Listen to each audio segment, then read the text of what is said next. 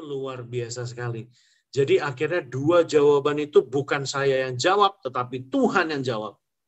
Sehingga suatu saat mereka datang sama saya, Captain, boleh nggak saya minta namanya Captain saya pakai? Untuk apa?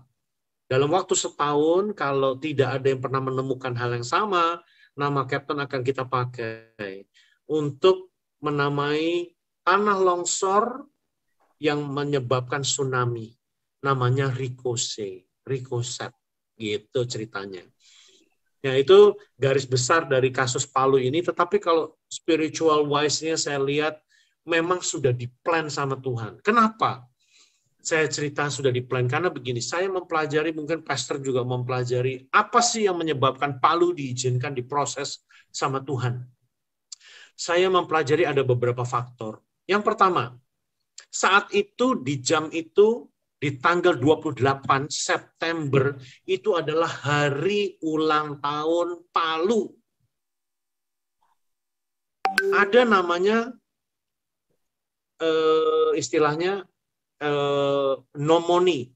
Nomoni adalah tradisi kuno, penyembahan berhala atau apa istilahnya ritual-ritual yang sudah ditinggalkan, kemudian wali kotanya minta untuk dihidupkan kembali.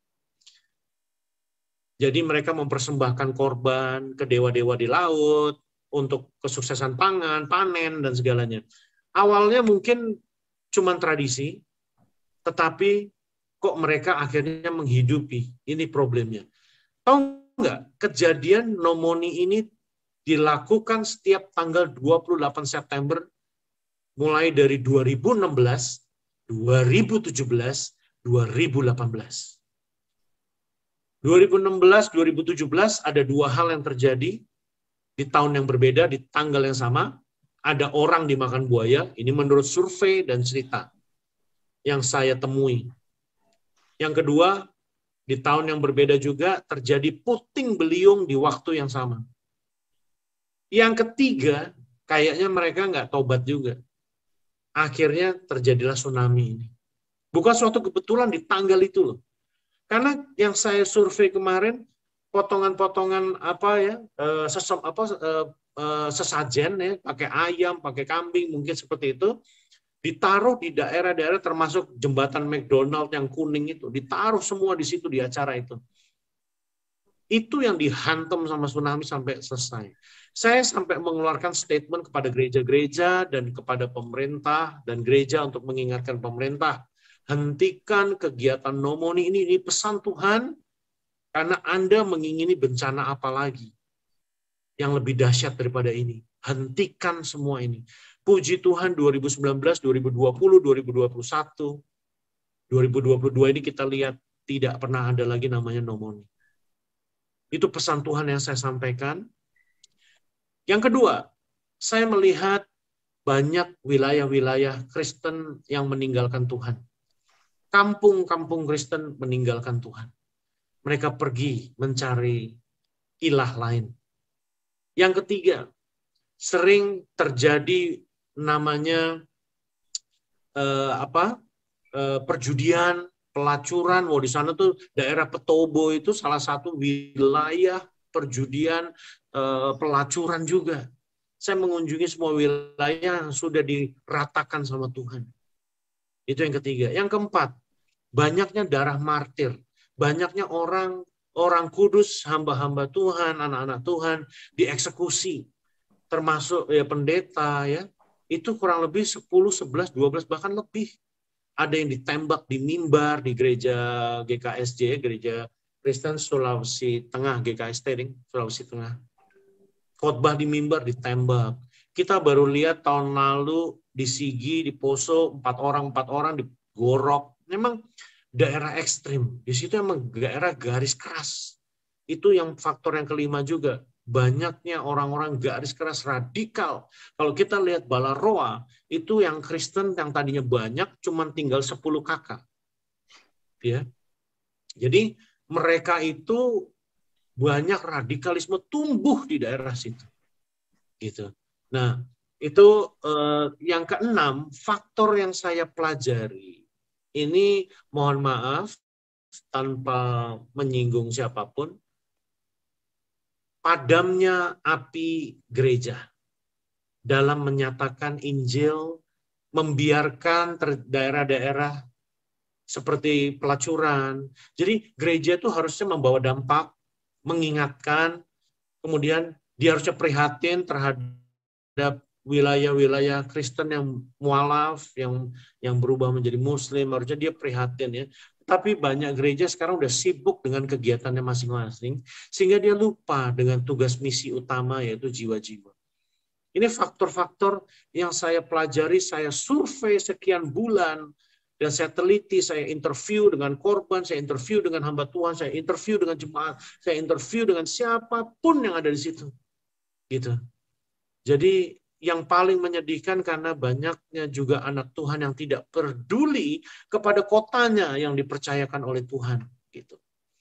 Ini yang menyebabkan ini diproses. Sebetulnya ada presentasi saya lagi, foto-foto yang saya kirim itu, di mana nubuatan tentang Palu ada di Facebook saya tanggal 27. Di situ ceritanya begini, saya sedang on the way ke hotel dari airport, kan saya landing tanggal 27 malam. Saya ngelihat teman saya posting tentang gereja di Jambi yang dieksekusi. Kemudian saya merasa sedih, kayak saya bilang, Tuhan, masih aja sih orang jahat ada. Saya bilang begitu sama Tuhan. Karena saya teringat waktu saya dibom di dalam gereja tahun 2000 malam Natal, kami sekeluarga mengalami persekusi lah ya. Kan waktu 2000 malam Natal, gereja hampir di seluruh wilayah kota besar Indonesia dan kota yang sedang atau kecil dibom bersama-sama. Saya salah satu korbannya bersama keluarga. Saya lagi main organ waktu itu, saya ingat banget. Lagi doa Bapak syafaat, doa Bapak kami, bomnya meledak. Saya terlempar, gitu ya, pendetanya terlempar, gitu. Ada ibu saya, ada bapak saya. Mobil saya juga kena, gitu. Sampai sekarang masih saya pajang di depan rumah tuh, menjadi monumen bahwa mobil itu pernah mengalami bom. Itu saya teringat, Tuhan, saya teringat masa lalu saya pernah dieksekusi, gini, dipersekusi. Akhirnya Tuhan menaruh pemikiran atau hikmat untuk saya menulis di Facebook. Saya cuma nulis begini, hahaha, sambil tertawa sedih, saya nulis, sebentar lagi Tuhan akan menghempaskan mereka orang-orang jahat. Saya cuma nulis begitu di Facebook. Udah, saya tutup, jam 12 sampai di hotel, saya bersih-bersih, terus saya istirahat. Teman saya itu dapat hikmat, dapat suara Tuhan dari Jogja lah. Dia jawab tulisan saya. Dia bilang begini, itu ada di presentasi saya harusnya. Sebentar lagi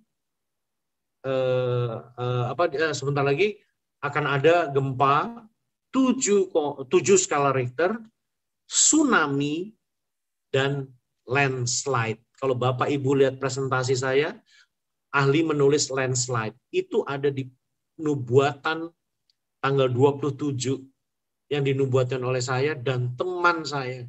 Exactly, nanti sekelas 7 skala Richter, tsunami, landslide atau tanah longsor. Dan keesokan harinya dieksekusi sama Tuhan. Tuhan itu main Facebook juga ternyata ya. Ditulis besok dieksekusi. Wow, itu luar biasa banget. Tepat. Jadi semua sudah diplan oleh Tuhan untuk menjadi bukti-bukti. Kesaksian ini saya bawakan sampai Saudi Arabia, sampai keliling dunia. Saya diwawancara oleh seluruh TV satu dunia ini. Saya ceritakan, saya bilang, kalau saya sedang menceritakan Tuhan, Anda jangan potong.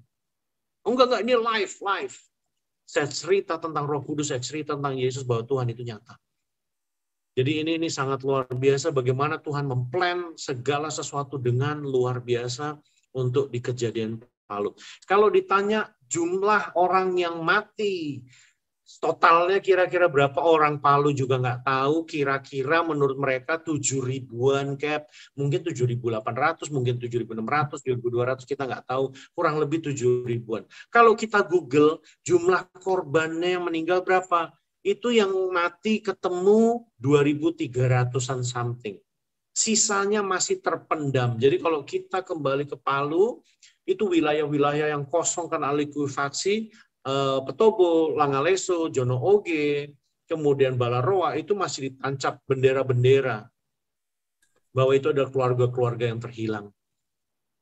Itu masih banyak yang terpendam dan sekarang nggak bisa di-recover. Ya udah dibiarkan tanah kosong gitu. Jalan bergeser, semua rumah bergeser, semua pohon kelapa bergeser, itu luar biasa. Anda bisa bukakan Wahyu 11 ayat 13? Ya, saya bacakan ya Pak. Ya. Wahyu 11 ayat yang ke-13.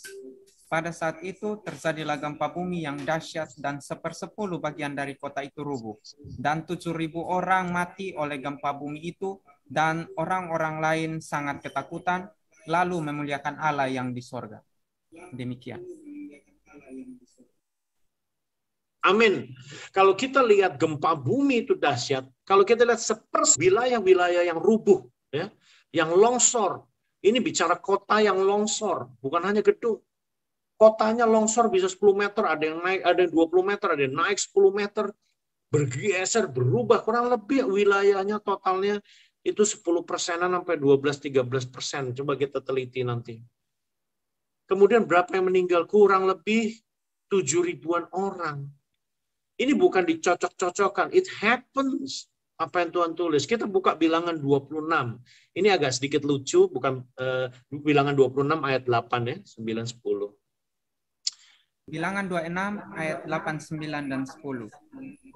Adapun anak Palu ialah Eliab, dan anak-anak Eliab ialah Nemuel, Datan dan Abiram. Datan dan Abiram, orang-orang yang dipilih oleh umat itu, ialah orang-orang yang telah membantah Musa dan Harun dalam kumpulan Korah ketika mereka membantah Tuhan, tetapi bumi membuka mulutnya dan menelan mereka bersama-sama dengan Korah. Ketika kumpulan itu mati, ketika ke-250 orang itu dimakan api, sehingga mereka menjadi peringatan. Demikian firman Tuhan. Amin. Ini bukan dicocok-cocokkan. Palu di sini adalah suku, kalau bahasa Inggrisnya Palu, L-nya 2. Ya, Palu. Tetapi bukan berarti ini Palu yang ada di Palu. Tetapi gini, saya melihat cara matinya. Orang yang membantah kebenaran, orang yang membantah Tuhan, orang yang melawan Tuhan, orang yang meninggalkan Tuhan. Itu kalau kita lihat matinya seperti itu loh. Ngeri. Kalau saya teliti Palu, most of the people, they left God. Gitu loh. Jadi cara mati tadi, ingat daerah Balaroa yang satu-satunya wilayah yang kebakar itu hanya di Balaroa. Yaitu ada yang mati terbakar, kependam, digeser, waduh, ya ditutup lagi oleh ini. Saya ketemu dengan korban yang melepas istrinya terjepit tanah, kemudian tanahnya merosot ke dalam gitu, dia melepaskan, say goodbye dengan pegangan tangan terakhir, udah nggak bisa dipegang, udah luput masuk ke dalam. Saya ketemu dengan orang yang satu keluarga gempa, dia keluar rumah semua, anak, istri, adiknya, kemudian mertuanya ada di situ. Dia keluar rumah karena goncang dahsyat, dia keluar, pagarnya roboh, dia berdiri di situ. Istrinya berdiri 1 meter di depan dia dan semuanya. Anaknya baru dititipin ke suaminya. Anggapannya gini, dia bilang, "Papi titip anak, pegang dulu." Bapaknya baru balik badan meratapi rumahnya yang roboh karena gempa. Karena cuma 2 detik, dahsyat sekali kan. Roboh, itu di depan dia 1 meter, 10 meter. Ambles, satu keluarga mati di depan mata dia. Itu ada videonya, saya kirim juga. Saya nangis saya. Jadi dia dan anaknya aja yang masih hidup sekarang. Wah, dia berlari lompat setelah ambles, jalan itu tanahnya. Wah, mulailah di situ rumah pada kebakar kan. Sudah mulai pada kebakar, berjalan, masuk ke dalam tanah, dipendam lagi, bergeser. Waduh, ngeri banget. Saya kalau dengerin ceritanya, ngeri sekali emang. Ngeri sekali. Jadi orang itu ngelihat, udah seperti kiamat gitu ya. Jadi ayat yang di bilangan ini itu saya cuma mempelajari orang yang membantah Tuhan, orang yang meninggalkan Tuhan, orang yang tidak peduli lagi dengan Tuhan. Walaupun Tuhan ini memberikan kasih karunia untuk seluruh dunia, tetapi banyak orang yang tidak memanfaatkan, tidak menikmati, tidak menghidupi, tidak bersyukur pada keselamatan ini, bahkan menghina Lihat apa yang matinya mirip dengan yang di Palu. Ngeri banget. Gitu loh. Nah, ada pesan-pesan Tuhan yang sangat luar biasa dari misi ini, yaitu apa? Ayo kita semua anak Tuhan. Pesan Tuhan. Pada saat saya punya revelation dengan Tuhannya itu, pada saat saya dibilang, pada saat kamu nggak setia sama saya tetap setia sama kamu. Coba lihat masa lalu kamu. Kalau pastor membuat resume tentang kehidupan saya, memang saya sudah mengalami kematian. Ya mungkin karena nama tadi ya. Nama tadi kita buka Efesus 2 ayat 10. Nama tadi itu memang sudah mengandung danger gitu ya, bahaya. Ayah saya juga ngasih itu kenapa? Mungkin karena militer ya. Nama saya. Jadi kalau tentara nembak pelurunya mantul sana sini itu namanya ricochet. Nah, saya dikasih nama itu. Sejak janin pun saya sudah dieksekusi oleh kematian oleh ibu saya sendiri. Diaborsi, dikasih obat, disuntik. Ini janinnya nggak mati-mati loh. Could you imagine? Efesus 2 ayat yang ke-10. Karena kita ini buatan Allah, diciptakan dalam Kristus Yesus untuk melakukan pekerjaan baik yang dipersiapkan Allah sebelumnya. Ia mau supaya kita hidup di dalamnya. Demikian. Ya amin. Jadi semua sudah diplan sama Tuhan supaya kita hidup dan berjalan di dalam Dia. Jadi luar biasa. Yang saya seharusnya sudah nggak ada, itu bisa masih hidup. Dan dokternya bilang, Ibu, janin Ibu kuat banget. Udah dipertahankan aja. Ibu saya ketakutan kan. Kemudian, wow. Takutnya cacat, takutnya ini dan itu. Tetapi dokternya mengencourage, udah. Tapi puji Tuhan, Ibu mengambil keputusan untuk tidak kuret. Kalau saya dikuret secara mekanik, mungkin saya sudah nggak ada. Tapi saya yakin Roh Kudus bekerja sama ibu saya. Akhirnya saya lahir dalam keadaan normal. Itu mulai pertama saya dari janin sudah mengalami hal seperti itu. Kemudian waktu kecil umur 2 tahun saya jatuh dari jendela. 2 meter lebih ya jendela itu. Tangan saya nih bengkok nih kalau Bapak Ibu lihat. Tangan saya bengkok. Dulu bengkoknya lebih parah. Jadi bisa nggak jadi pilot? Dulu tangan saya tuh begini kalau jalan. Bengkoknya sampai begitu. Nggak bisa nih jadi pilot. You know what? Tahun 85, 84, 85, sampai 86 saya tinggal di Amerika. Saya lagi naik sepeda. Lompat sana, lompat sini. Saya jatuh. Tangan saya dipatahin lagi sama Tuhan untuk kedua kalinya. Tetapi patah yang kedua membuat tangan saya lurus. Sedikit lurus, tapi masih ada bengkoknya. Saya kan di pendidikan penerbangan itu di Akademi PLP Curug ya. Itu seperti militer, badan harus sempurna apa. Mereka kok bisa nggak ngeliat tangan saya bengkok gitu loh.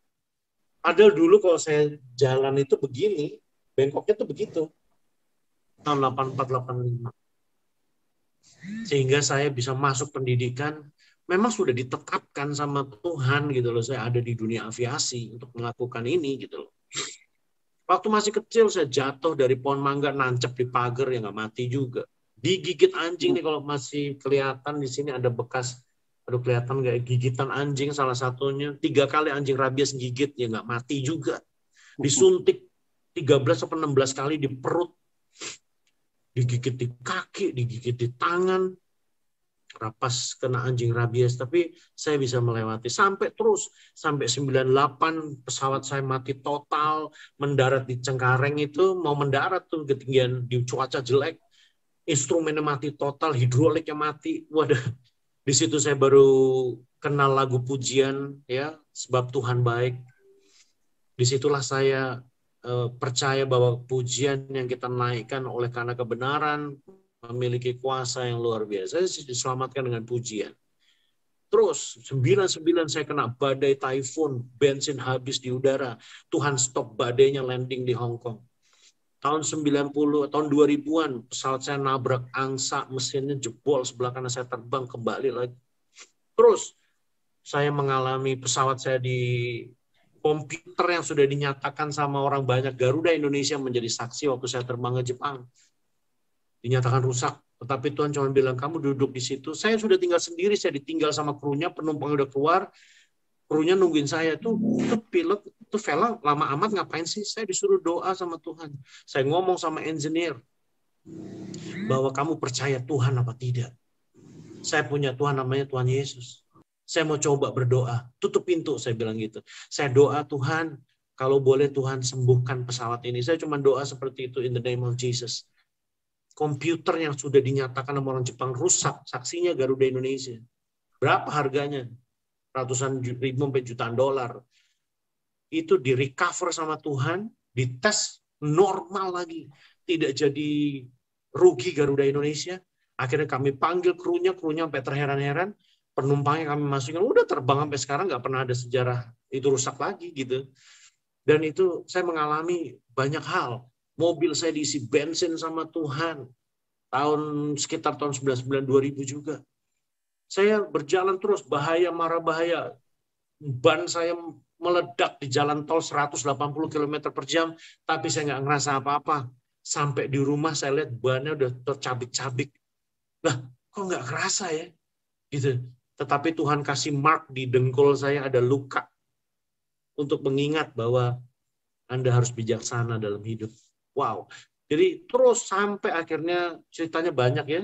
Berapa kali saya kena cuaca jelek, berapa kali saya kena technical reason ya, tapi Tuhan menyertai sampai akhirnya di Palu, sampai di COVID. Saya kemarin baru lulus S3, dari COVID yang ketiga dirawat 9 hari baru Februari kemarin. Jadi setiap tahun saya ngerasain seluruh varian yang ada. Oh haleluya. Jadi penyertaan Tuhan memang luar biasa. Ya, jadi saya itu mengalami kematian masuk ke dalam air. Kalau Bapak lempar batu, anggap aja batu itu adalah saya. Yang melempar adalah Tuhan. Laut itu atau air itu adalah kematian. Jadi saya dilempar seperti batu itu. Kena air, masuk, keluar lagi. Masuk lagi, keluar lagi. Ya sesuai namanya. Makanya Bapak Ibu kalau pilih anak atau punya anak, jangan pilih nama yang kayak begini ya. Babe gue sama ibu gue tuh ade-ade aja kasih nama begini, kejadian dipakai lagi nama itu di Palu. It's so amazing. That's how God plan your life.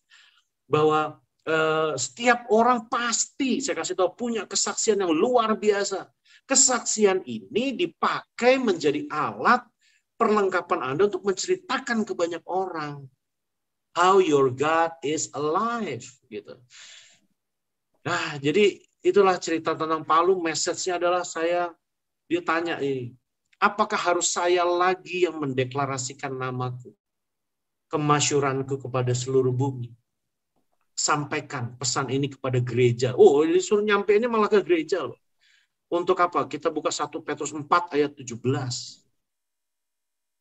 Gereja-gereja hati-hati, hamba-hamba Tuhan, kita hati-hati, saya bicara in the name of Jesus. Kalau kita fungsi terang dan garam tidak berfungsi, Anda nggak ketemu Yesus. Anda dan saya bersembunyi di balik kenikmatan apa yang Yesus bisa buat, tetapi kita lalai dengan apa yang harusnya kita kerjakan bagi Dia. Kita seorang prajurit Kristus, kita manusia-manusia Kristus yang harusnya menyampaikan kebenaran kepada siapapun. Kesian banyak orang binasa, sedangkan Tuhan tidak menghendaki binasa. Coba kita baca 1 Petrus 4 ayat 17, yang A saja.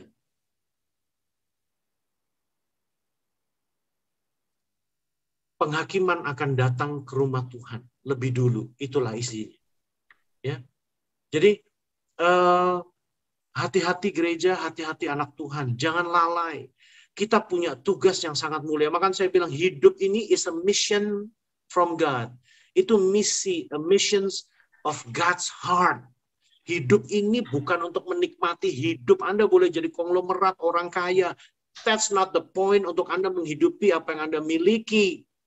Dengan kekayaanmu, engkau menjangkau jiwa-jiwa. This is the message of God. It's a missions of a God's heart. Misi daripada isi hati Tuhan. Ini yang Anda harus hidupi. Gereja saya itu ada di belakang saya itu gereja saya. Jadi Bapak Ibu pada saat saya take off ya, yang gempa itu, detik 40 itu catatan mulai dicatat oleh komputer pesawat saya. Gempanya yang 7,7 di detik 44. Tahu nggak Bapak Ibu, 2018 usia saya 44 tahun.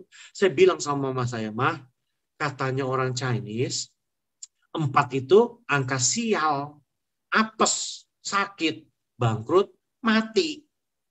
Mom, pray for me. Aku kok beban banget ya ulang tahun ke-44 ini.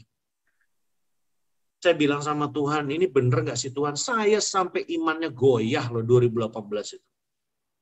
Menghidupi jalan itu berat banget, hati-hati banget. Tahu nggak Bapak Ibu, Tuhan buktikan. Saya mulai take off detik 40, roda depan saya mulai ngangkat. Kalau Bapak lihat pesawat saya di belakang, itu take off. Tapi lihat rodanya masih nempel di belakang. Sama dengan kejadian di Palu. Proses roda depan mulai ngangkat, komputer mulai mencatat.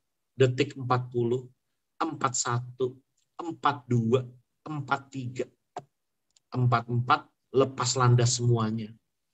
Jadi detik ke-41, 42, 43, 44. Saya dikasih waktu 4 detik sama Tuhan untuk escape the death. Lari, kabur dari kematian. Apa yang terjadi kalau saya telat 2, 3, 4, 5 detik? Saya sudah nggak ada. Karena dahsyat sekali goncangan landasannya ya. Bisa kelempar kecepatan tinggi gitu. Gempanya dibuat sesuai dengan umur saya 44. Jadi ada 44, ada 40, ada 4 detik. Tuhan bicara sama saya, I prove that I'm a faithful God.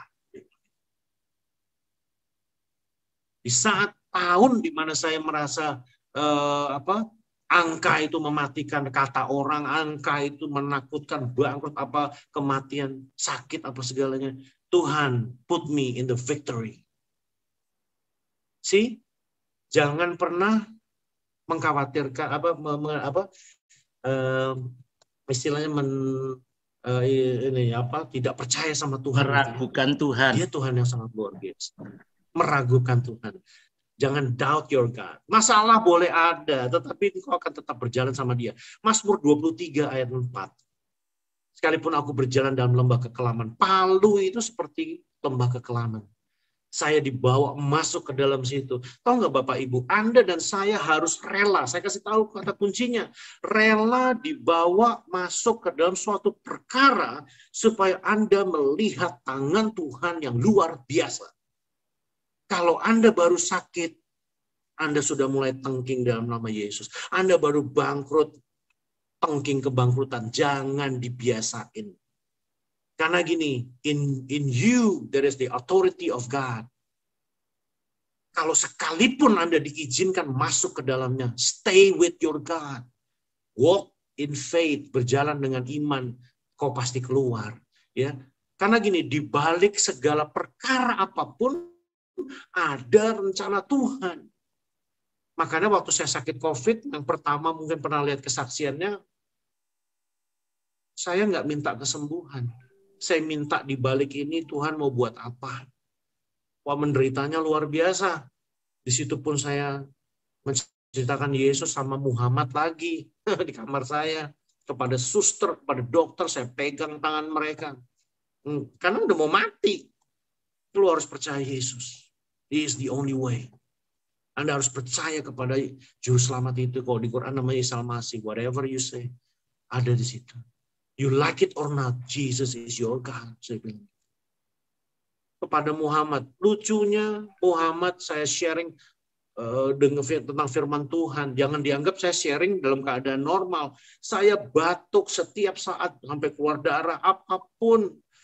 Dengan suara terbata-bata saya tetap injilin, doain Muhammad. 4 hari Muhammad terima mujizat dari COVID, sembuh, keluar. Saya masih sekarat di dalam situ. Pasien yang baru masuk lagi. Tuhan izinkan untuk berdoa 3 hari mulai normal, bisa bicara, udah pakai alat, dicabut alatnya akhirnya bisa ngomong. Saya masih sekarat. So guys, jangan weak jadi anak Tuhan. Anda harus kuat. Anda harus tahu betul determination of your life adalah it's a mission untuk mengerjakan isi hati Tuhan. Karena gini, nyawa Anda berharga di mata Tuhan, nyawa orang lain pun berharga di mata Tuhan.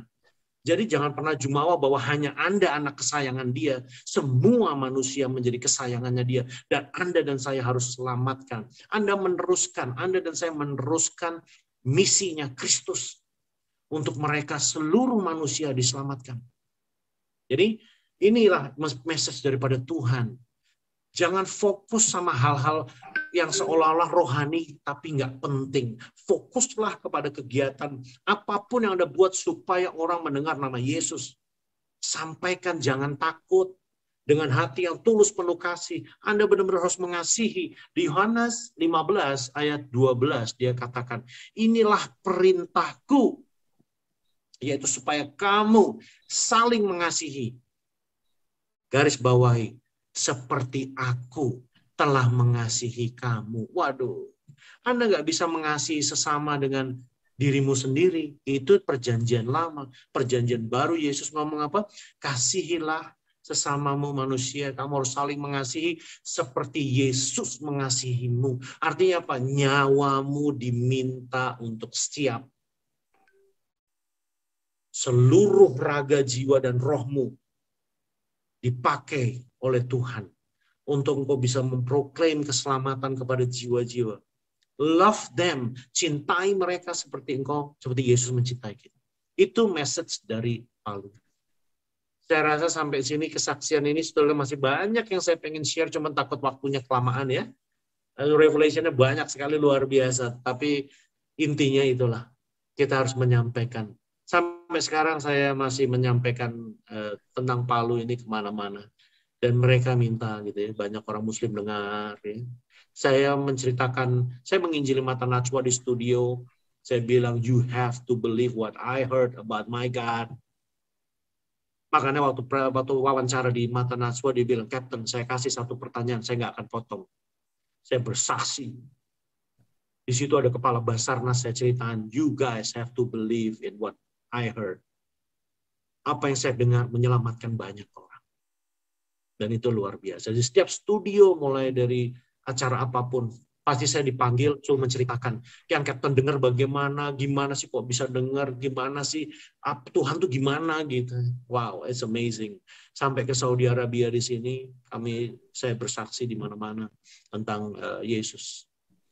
Ya, itulah sepenggal tentang kesaksian COVID dan perjalanan hidup saya, kemudian tentang Palu. Kalau sekarang mau ada pertanyaan boleh, atau mau masuk ke dalam presentasi apa yang saya kerjain lah semenjak dahulu sampai sekarang. Boleh, Pastor Heru? Kalau masih ada waktu. Ya, baik. Pak Riko. Ini ada pertanyaan. Ya.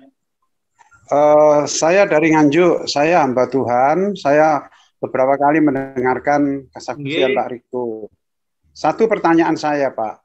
Bagaimana reaksi 148 orang yang selamat dari maut yang Bapak bawa terbang itu? Apakah kemudian kalau mereka belum kenal Tuhan Yesus, apakah kemudian ada yang bertobat, Pak, di antara mereka? Itu saja, Pak. Terima kasih. Ya, saya ada grupnya. Tadinya penumpangnya hampir nggak semuanya ya, mungkin ada berapa puluh, karena mencari nomor mereka susah. Saya udah announce di mana-mana. Ada yang udah masuk di grup, ya. Saya kasih kesaksian semua, saya ceritakan apa yang terjadi, mereka sudah tercengang. Banyak juga anak Tuhan, ada penginjil ya. Sekarang ada beberapa yang join di gereja saya juga ya, ikut di grup. Mereka banyak yang Kristen makin diteguhkan. Memang yang Muslim saya tidak melihat ada respons langsung, tetapi ada di grup. Mereka sih katakan amin, terima kasih Captain, wah mujizat apa segalanya. Jadi, tetapi contoh kopilot saya bilang setelah kejadian kemarin, maaf ya bro, saya nggak sempat ngajarin lagi antara hubungan vertikal antara manusia dengan Tuhan. Tetapi kamu telah lihat apa yang Tuhanku buat terhadap aku, penumpang, dan diri kamu sendiri. Sampai kopilot saya sekarang udah jadi kapten juga, kopilot saya. Dia saya bawa ke gereja supaya apa? Supaya gereja bisa tanya langsung kejadiannya. Karena dia satu-satunya saksi yang ada. Lucunya memang Tuhan itu ngeplannya luar biasa. Kalau gini, pilotnya itu misalnya Kristen dua-duanya, ada kesaksian nggak? Ada. Tetapi tidak bisa diterima, nggak bisa semuanya bisa terima kan? Karena, oh ini kan kedua-duanya orang Kristen, ini bisa-bisanya Anda aja. Kalau dua-duanya non-Kristen, ada kesaksian nggak? Mereka nggak biasa buat kesaksian. Tetapi Tuhan tempatkan satu anak Tuhan, satu Muhammad, untuk menjadi saksi. Sehingga kemanapun saya bicara tidak bisa didebat. Ada saksi hidupnya. Makanya saya bawa ke gereja berapa kali untuk melihat kesaksian, untuk ikut bagian dalam kesaksian ini, sehingga orang bisa bertanya, apa yang Kapten Rico sampaikan benar apa tidak? Mendengar suara Tuhan. Saya cerita di jalan, saya injili semua. Bahkan penumpang di grup pun saya injili. Engkau harus percaya kepada Yesus. Masalah keputusan itu terserah mereka. Contoh Yudas. Udah lihat Yesus melakukan banyak perkara, masih aja ambil keputusan yang salah. Itu sifat manusia. Gitu loh. Pada dasarnya karena dosa sehingga membuat orang nggak peduli gitu loh. Jadi kalau bicara masalah keselamatan, yang sering saya kalau Bapak Ibu follow Instagram saya, itu follower saya itu kebanyakan bertumbuh dari banyak orang yang nge-follow saya, kemudian dia bertanya di inbox tentang Tuhan. Ada yang mau bunuh diri, akhirnya batal karena dia melihat ternyata Tuhan masih ada. Ada yang LGBT, ada yang mau cerai, ada yang punya permasalahan, ada yang masih Hindu, Buddha, Muslim. Dia bilang, Kapten, Tuhan itu ternyata ada. Ada. Saya injil satu persatu sampai ribuan di Instagram saya. Gitu. Jadi mereka banyak masalah pertobatan secara fakta di depan saya. Mungkin saya tidak lihat langsung, tapi pernyataan mereka, dia percaya Yesus ada. Adapun hal-hal seperti itu kita it's beyond, di luar saya, tetapi banyak orang menyatakan, wow, ternyata Yesus ada ya. Gitu jawabannya, Pastor. Ya, saudara, luar biasa ya kesaksiannya. Reinhard Bonnke, saudara tahulah Reinhard Bonnke ya. Dia pernah mengatakan dan sering mengatakan begini. Yesus datang ke dunia mati ya bukan untuk memberi pendeta-pendeta itu karier yang bagus dengan persembahan yang masuk banyak, bukan. Ya, bukan juga untuk memberi jemaat pekerjaan yang diberkati dengan melimpah, bukan. Tapi dia mati untuk keselamatan manusia, dan setiap kita yang percaya Yesus, kita dilibatkan dalam pekerjaannya, ya, untuk menjadi saksi. Jadi itu bukan tugas pendeta, bukan tugas penginjil saja, tapi tugas semua kita.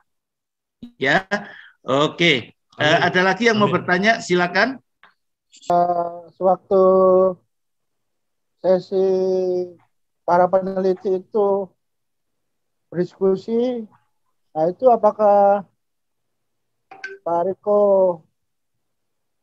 sempat juga istilahnya itu di samping menjelaskan, memberitakan, menyisipkan kebenaran firman Tuhan dalam diskusi atau pembahasan itu, atau bagaimana, Pak? Hingga mereka juga mendengar Injil juga. Oh iya. Iya, saya beritakan tentang pesan-pesan Tuhan, tentang keselamatan. Intinya gini, bahwa Yesus adalah Tuhan bagi semua orang. Anda harus percaya ada kuasa Roh Kudus yang bicara dengan saya. Saya kalau nggak ada Roh Kudus sudah nggak ada. Saya bilang begitu. Maka cerita tentang Palu ini pun semua saya bilang, kesaksian tentang Palu ini kepada siapapun saya bilang, ini bukan kesaksian tentang saya. Bukan kesaksian saya. Ini saya menceritakan apa yang Tuhan buat secara nyata. Gitu. Bahkan kesaksian ini diteliti oleh para ahli, mereka nggak bisa buat apa-apa. Jadi sampai, Bapak ingat enggak, tanggal 23 Desember itu ada tsunami di Banten. Yang ada grup band meninggal itu, yang lagi ada acara, itu termasuk dalam nubuatan saya tanggal 13 November. Itu pun Tuhan izinkan gara-gara apa? Mereka tuh setelah meneliti masih skeptis tentang tanah longsor yang bisa menghasilkan tsunami. Masih dianggap Ya, bisalah, tapi antara iya dan tidak ragu. Sampai akhirnya Tuhan sediakan itu terjadi. Makanya waktu di Banten tidak ada gempa. Tetapi ada tsunami. Para ahli telepon sama saya, berkomunikasi. Captain, itu apalagi di Banten? Nggak ada gempa, tetapi ada tsunami. Nah, saya bilang, dasar lautnya di daerah Krakatau pasti ada yang runtuh, longsor. Terus kemudian mereka melakukan penelitian lagi dan ternyata benar. Dari situlah mereka mulai percaya bahwa oh benar ya. Dan mulailah mereka mulai flashback lah ceritanya dengan apa yang saya katakan. Saya mendapatkan semuanya dari Tuhan. Karena saya bilang semua apa yang saya kerjakan, apa yang saya dapat, I was controlled by the Holy Spirit. I was driven by the Holy Spirit. Saya benar-benar mendengar, saya benar-benar menyampaikan, dapat jawaban semua dari Holy Spirit. Anda harus percaya, itu yang saya ceritakan sama mereka. Gitu. Masalah orang mau percaya apa tidak, itu keputusan mereka. Tugas kita memberitakan tentang kenyataan bahwa Yesus adalah Tuhan dan Juru Selamat yang ada, yang masih hidup sampai sekarang. Gitu. Itu sih jawabannya.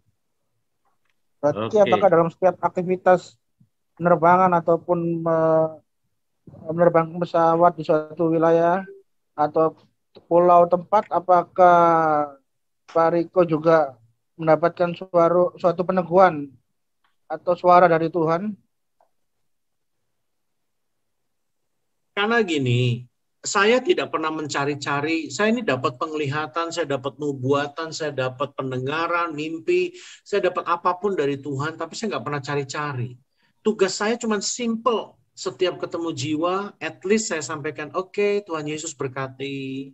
Ya, setiap yang saya jumpai, saya introduce dengan nama Tuhan Yesus. Bapak sakit, boleh nggak saya berdoa? Saya doain dalam nama Tuhan Yesus. Di grup-grup, kalau orang lagi ada acara ulang tahun, walaupun dia Muslim, izinkan saya berdoa, Tuhan Yesus memberkati, Tuhan Yesus menyertai, memberi kesehatan, gitu.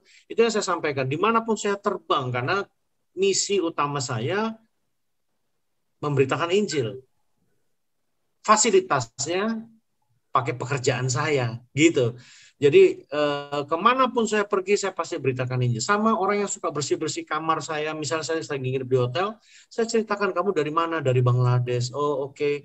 Gini-gini. Saya cerita sedikit tentang Yesus. You know Isa Al-Masih? Kamu Muslim ya? Iya. Oh oke. Tuhan Yesus berkati kamu. Anda harus kenal siapa Isa Al-Masih. Saya kemanapun saya pergi, sebisa mungkin, sedapat mungkin ketemu dengan siapapun, saya pasti ceritakan sedikit. At least I bless them dengan statement yang clear, Jesus God bless you. Contoh lagi, HP saya ini ada Bapak pernah tethering ya, hotspot. HP kan bisa dipakai hotspot.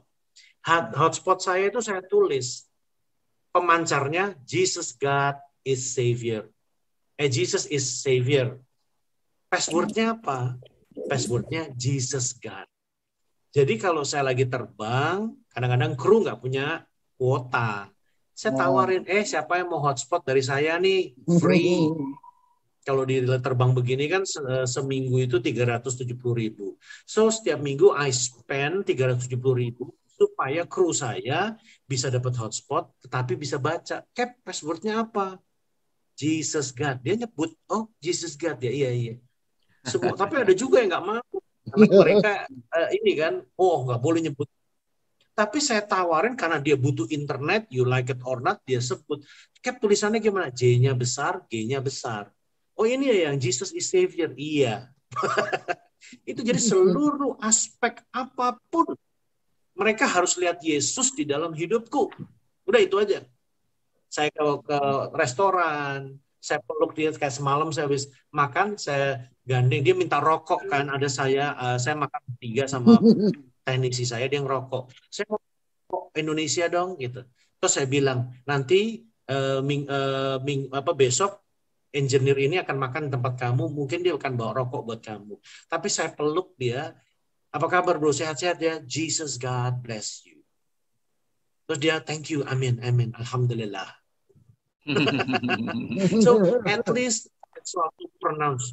Tetapi gini, kenapa saya menyampaikan Yesus Tuhan itu gini, dengan niat dan kuasa kasih yang benar, karena saya mengasihi jiwa-jiwa. Bukan latah, bukan jago-jagoan, bukan berani, bukan.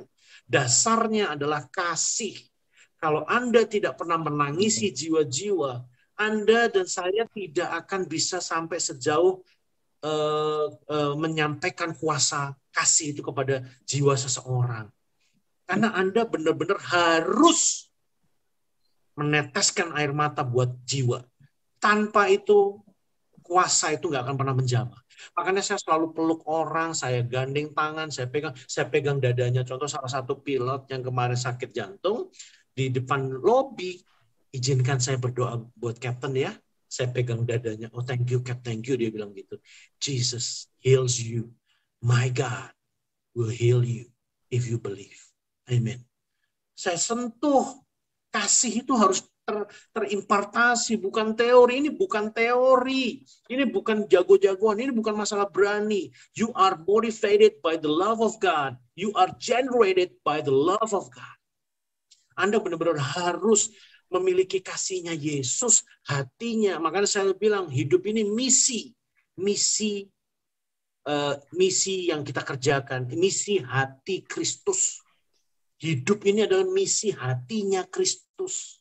Jadilah seperti Kristus. Gitu. Jadi kemanapun saya pergi, kalau saya lagi terbang umroh, walaupun kadang-kadang sensitif, ya Assalamualaikum, Shalom Aleihim, salam damai sejahtera, ini Captain Anda. Cita bla bla bla, saya tutup. Assalamualaikum warahmatullahi wabarakatuh. Tuhan Yesus memberkati, selamat beribadah. Well, I have to say that. 455 orang dengar Tuhan Yesus memberkati. At least setidaknya yang saya buat di marketplace saya. Orang yang bekerja di sekitar aviation, saya selalu tanya, cleaner, kamu apa kabar, butuh minum apa tidak? Oh ya, terima kasih, Cap. Ambil aja. Tuhan Yesus kan mengasihi kamu ya. You know, you have to spread the love. Dan bukan karena latah, bukan karena kebiasaan, because you mean it, karena Anda bermaksud beneran nih, gue pengen memberitakan Injil sama kamu, gitu. Ini yang saya lakukan. Amin. Wow, ya luar biasa, Kapten. Ya, rasanya Pak Riko perlu dilengkapi sama dua hal nih kalau lihat kemana-mana bersaksi ya. Yang pertama mungkin dari kami Pak, nanti kami lengkapi dengan traktat komik bergambar Pak. Wah itu traktat-traktat yang bagus yang bisa diberikan, ada yang tanpa kata tapi akhirnya ada Jesus love you-nya dan semacamnya. Itu nanti saya kontak, saya suplai ke Pak Riko ya. Yang kedua mungkin Pak Riko perlu dilengkapi beberapa ilmu sulap nih kelihatannya. Bukan sulap biasa, sulap penginjilan nih Kohan. Rasanya Pak Niko perlu diajar beberapa jurus sulap nih Kohan. Supaya kesaksiannya bisa lebih luas lagi. Oke. Saudara, sebelum Pak Sem ya, mungkin saya sedikit tambahkan. Indonesia ini rupanya punya peranan penting di dalam penggenapan akhir zaman. Ada banyak tanda-tanda zaman itu terjadi di Indonesia, sehingga banyak ahli pun jadi terheran-heran dan belajar ke Indonesia. Ya, saya mencatat sejak peristiwa bencana Aceh 2004, itu terjadi gempa dan tsunami yang luar biasa itu di Banda Aceh, seperti kotoran yang ada di dasar laut itu diangkat Tuhan ke langit, ditumpahkan ke kota Banda Aceh. Ya, jadi kotorannya dari laut itu bisa setinggi 2-3 meter itu sesuatu yang unik ya. Kemudian kalau lihat gempa yang ada di Nias Saudara, itu gempanya itu bukan gempa goyang kiri kanan. Ya bukan itu aja, tapi naik turun seperti kain yang dikebet itu ya. Jadi itu sesuatu yang aneh juga karena gempanya bisa naik turun gitu. Nah, kalau yang di Padang, gempa bumi yang di Padang itu buminya terbelah kayak zamannya Musa itu loh, yang Bani Korah atau apa itu, sehingga kami lihat sendiri 2 desa itu ditelan bumi dengan penduduknya. Ya, sesuatu yang mungkin unik ya, fenomena alam ya. Lah kalau di Banten tadi katanya ada tsunami tanpa gempa ya. Kemudian kalau di Palu itu yang unik itu likuifasi ya. Pak, waktu kami ke Palu diantar sama timnya Pak Pembimas Kristen, Pak siapa itu Pak Caleb Toki, ya, kami diajak ke tepi pantai yang hancur itu, yang tadi ada beberapa gambar itu. Itu kami diberitahu bahwa itu adalah pusatnya kafe, pub-pub, pergaulan bebas, free sex, free love di antara kaum muda. Dan itu biasanya penuh itu tepi-tepi pantai itu habis semua. Gitu ya. Jadi itu mungkin hal-hal yang fenomenal untuk Indonesia ya. Saya nggak tahu masih ada yang lain lagi nggak ini bakal terjadi ya. Tapi itu yang aneh ya. Nah, saya kira mungkin itu sedikit tambahan. Silakan Pak Sam. Ya, puji Tuhan. Terima kasih Pak Riko untuk kesaksian yang luar biasa. Saya sudah baca juga sedikit dari apa yang Pak Heru kirim. Dan saya sangat mengucap syukur, memuji Tuhan. Kalau pertanyaan saya mungkin terlalu panjang untuk Pak menjelaskan, tapi secara singkat, apakah Pak Riko boleh sedikit memberikan kesaksian bagaimana sampai Bapak menjadi anak Tuhan? Atau bagaimana sampai Bapak lahir baru? Saya tahu apakah Pak Riko latar belakang non-Kristen atau Kristen, tapi saya juga kepingin untuk mengetahui bagaimana sebab untuk mendengarkan suara Tuhan, pasti dia anak Tuhan. Kalau bukan anak Tuhan, sulit untuk bisa mendengarkan suara Tuhan dan dituntun oleh Roh Kudus.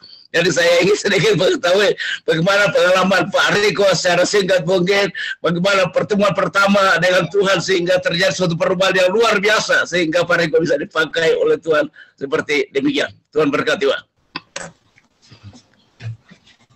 Ya, kalau melihat dari sejarah hidup saya, emang ayah saya Muslim, sebelum nikah dia terima Yesus, baptis, CD, memberi diri, pacaran sama mama saya 11 tahun, kemudian menikah. Dan dia menikah sudah terpercaya Yesus, percaya sekali dengan Yesus. Bahkan waktu dia sekolah di Ceko, karena dia pilot tempur, sekolah di Ceko, ini lucunya, sekamar dengan Om Firman, namanya Jenderal Firman, sekarang jadi jenderal juga. Dia itu sekolah, bawa Alkitab, tetapi tidak pernah dibaca. Bapak saya yang membaca sebelum nikah. Jadi bapak saya di kamar itu dia baca Alkitabnya Pak Firman itu. Dia baca, dia mulai akhirnya dia ngambil keputusan ketemu sama Yesus di situ. Kemudian dia baptis sendiri, CD sendiri, baptis. Kemudian dia menikah dan percaya Yesus. Oh, tidak mudah pernikahan ayah saya, 23 tahun keluarganya menolak, bahkan mengirim dukun-dukun sampai 23 tahun, sudah punya 3 anak, masih didukunin untuk diceraikan. Tetapi perjalanan Tuhan luar biasa.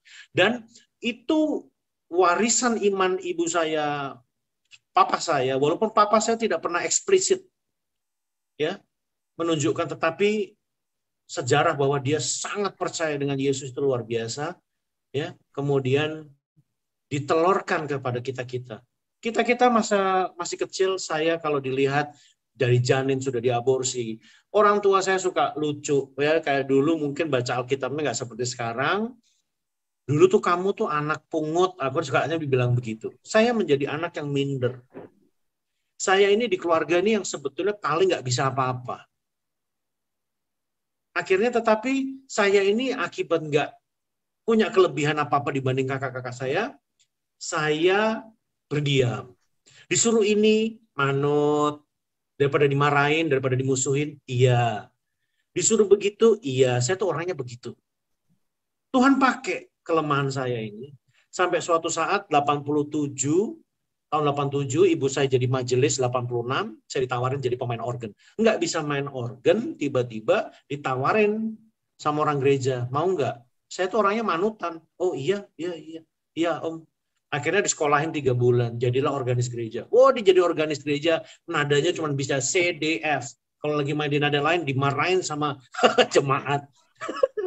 Tapi dari situlah proses itu. Tetapi bandel iya, nakal iya, jadi pilot, nakal. Tetapi dalam proses jadi pilot pun saya juga pernah mengalami maut, tetapi Tuhan bebaskan. Tuhan datangkan orang yang berdoa untuk saya pada saat saya mengalami kesulitan yang luar biasa. Dapat instruktur yang galaknya luar biasa. Mungkin paling galak satu Indonesia. Itu instruktur saya. Dan saya manut orangnya. Dicambuk, dipukul, saya diam. Teman saya itu tidak jadi pilot akhirnya. Ternyata didatangkan Tuhan untuk berdoa bagi saya waktu saya sekolah jadi pilot. Dia nggak jadi pilot, dia nggak lulus. Tapi Tuhan hadirkan untuk mendoakan saya. Jadi saya itu di-guard sama Tuhan.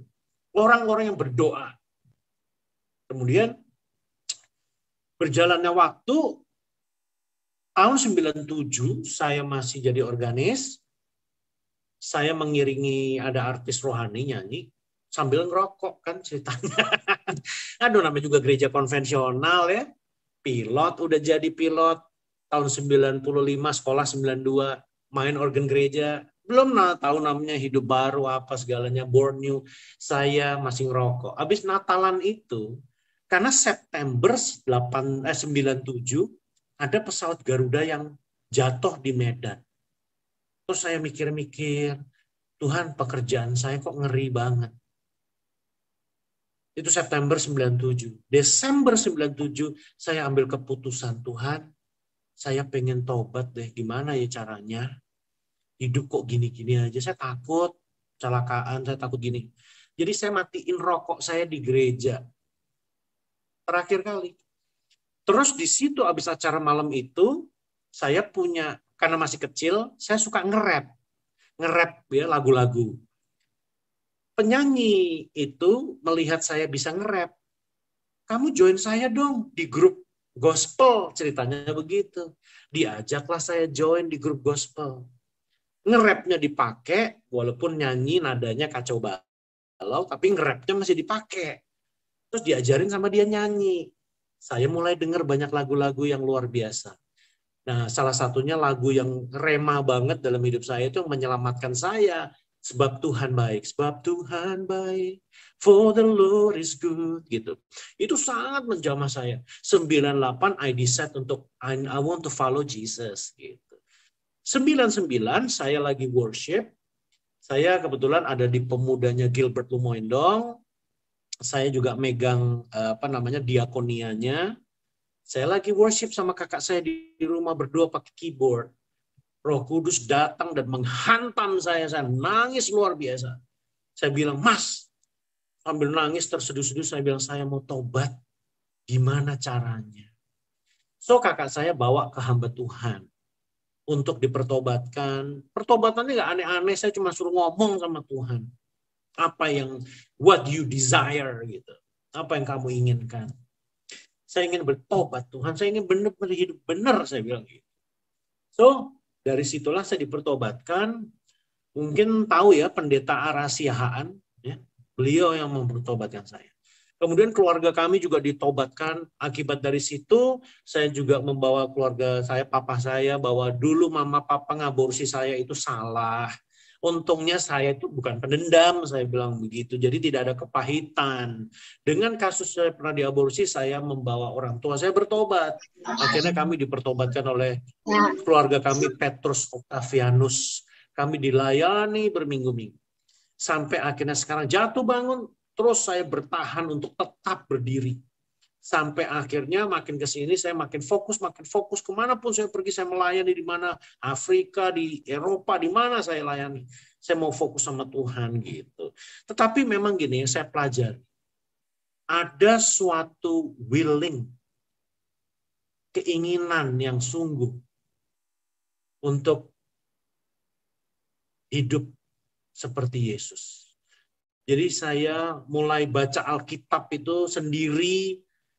Tahun 98 itu saya mulai baca dari awal sampai selesai. Tiap tahun terus saya baca terus gitu. Jadi dari situlah saya yang mengawali kenapa saya pengen ikut Tuhan gitu. Saya belajar di Alkitab hal-hal simple yang Yesus lakukan. Perkara-perkara kecil, perkara-perkara yang dilupakan. Salah satu kesaksian yang membuat kenapa kopilot saya itu bilang, Captain, nanti jangan lupa ajarin hubungan vertikal manusia dengan Tuhan. Karena begini, waktu terbang pertama kali, dia terbang sama saya. Dia melihat saya mengutin sampah. Pakai baju seragam, ada sampah, saya pungut, saya buang. Di jalan, di terminal. Terus di pesawat, saya bersih-bersih pesawat. Terus dia nanya, Cap, ngapain sih ngerjain begitu? Emang kenapa? Ini kan bagian dari profesionalisme. Terus ngobrol-ngobrol. Oh, kalau kita gini, kan kamu Muslim, saya Kristen. Jadi gini, saya melakukan segala sesuatu seperti untuk Tuhan. Itu yang saya kerjakan, saya bilang. Dia tertarik. Nah, sepanjang penerbangan di perjumpaan pertama, saya share tentang Tuhan Yesus sama kopilot saya. Makanya pada saat kejadian Palu, Tuhan pilih dia lagi untuk mendampingi saya juga. Sama-sama bukan jadwal kami. Gitu. Disitulah firman itu ternyata mengerjakan sesuatu. Nah, kembali lagi, saya mengerjakan perkara-perkara yang simple untuk bisa melihat perkara yang dahsyat dari Tuhan.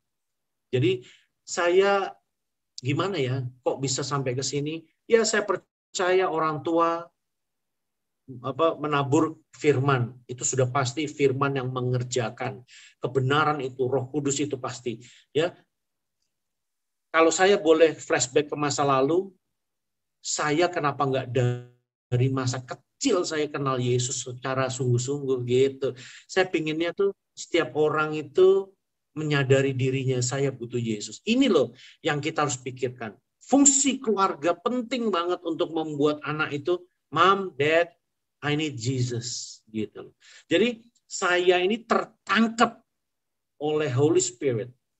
Dalam keadaan hidup saya yang penuh dengan kekurangan, nggak punya kelebihan apa-apa, suka dilecehin orang, suka dibully, kok zaman sekarang bilang kan, gitu. Suara kamu tuh ngomong aja pales, kalau dulu saya begitu. Sekarang lumayan lah bisa nyanyi. Ya, jadi itulah.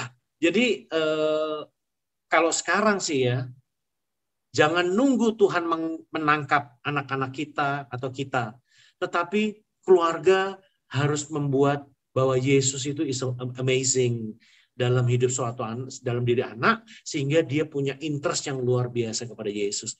Jangan sampai agak telat kayak saya ketangkep sama Tuhan gitu loh. Kan ada orang yang bertobat udah tua. Memang nggak kairos tadi, waktu Tuhan memang nggak bisa diprediksi, tetapi sebaiknya kita keluarga, dari keluarga lah. Saya mempelajari bahwa dari keluarga itu sebetulnya, karena mama saya cerewet, eyang saya dulu cerewet tentang gereja, ayo, hanya walaupun hanya disuruh ke gereja, tetapi itu ternyata ada taburan firman yang bertumbuh dalam diri seseorang. Itulah caranya saya waktu itu dipanggil Tuhan bertobat gitu. Dan sekarang kami menyadari sebetulnya kita semua dipanggil dari kegelapan masuk ke dalam kerajaan terang untuk mengerjakan isi hati Dia. Jadi setiap kita, saya selalu bilang ya, tidak ada, kalau dulu kan ada namanya full timer.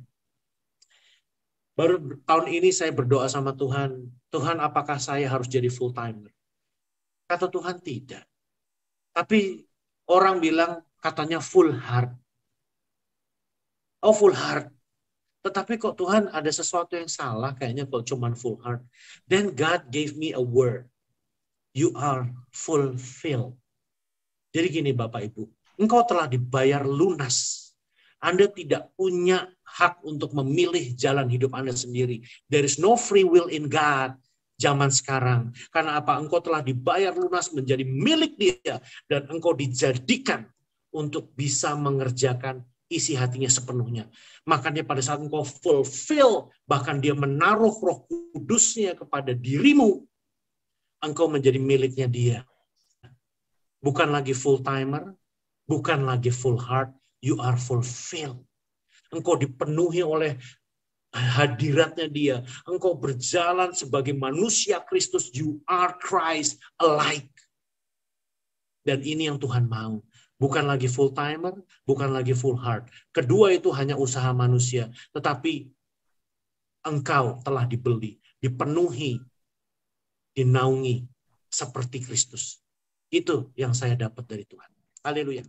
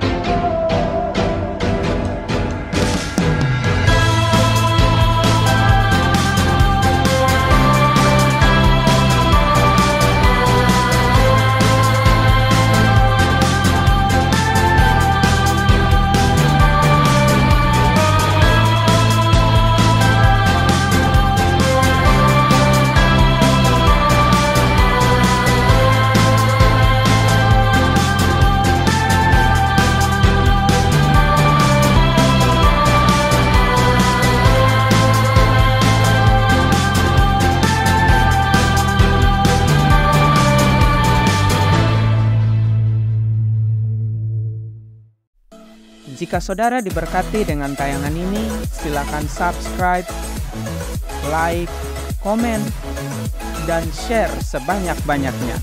Terima kasih.